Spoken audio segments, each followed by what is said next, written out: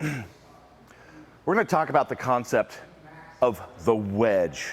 So the wedge is something that, if you look closely after I explain it, you'll see a ton of top lifters do. It's really easiest to show you on the deadlift and the bench press. I'm going to show you today, and it's how we actually focus on finishing the lift, squeezing ourselves under the bar, wedging ourselves under the bar, so that we're not actually thinking about lifting the bar. So if you're bench pressing, it's not how high the bar goes, it's getting into this position. Notice my shoulders are separating from the bar, I'm wedging under it. Deadlift, I'll show you really quick here, both sumo and conventional. We want to wedge our hips under the bar. Well, I know they're above the bar, but they're actually connected here. So what we want to do is wedge our hips under that point, okay? A lot of times this will help clean up people that are also trying to lift the bar. You'll see it with their biceps, because it's, let those hang, and we want to wedge the weight hanging off of this point. So I'm going to get in the same position here.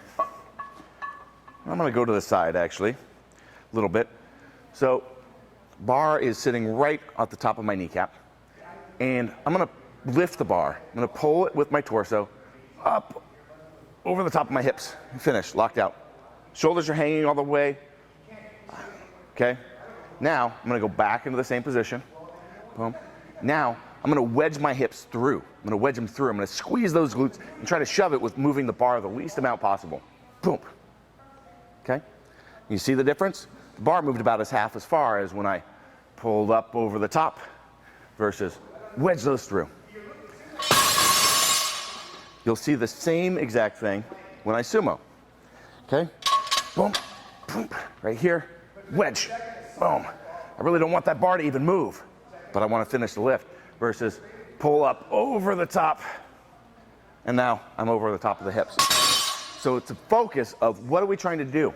So we want to crush and we want to shove those hips, wedge them under the bar, okay? We want to do that while we're leaning back, deloading some of our weight, firing those hips through. You'll see that on some of our hip firing videos, punching these through, squeezing those glutes together. Boom, trying to wedge this thing without raising the bar. We want to raise the bar the least amount possible. So we can do the exact same thing on the bench press.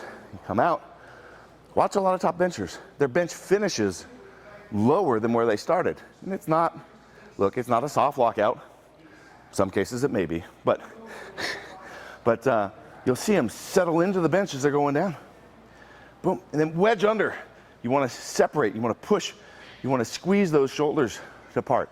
Donnie Thompson explained to me on this one that you want to imagine that you've got matchsticks under your shoulder blades, and you're actually trying to crush them as you press, because you're trying to push your shoulders farther away and wedge under that bar, not lift it up.